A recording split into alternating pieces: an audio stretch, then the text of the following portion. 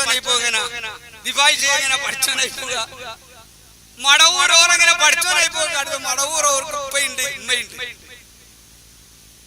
ഉമ്മയും വാപ്പയുണ്ട്. പഠിച്ചോൻ ഉമ്മയില്ല, വാപ്പയില്ല. അങ്ങനെയല്ലേ പഠിപ്പിച്ചത്? പഠിച്ചോന്ന് പറഞ്ഞാരാ?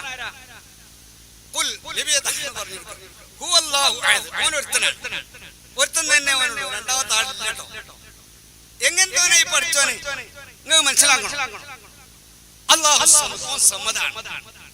ഏതെങ്കിലും ഒരു വിഷയത്തിൽ എന്തെങ്കിലും ഒരു സഹായത്തിന് ആവശ്യം അവനില്ല, ഒരു കാലത്തുമില്ല.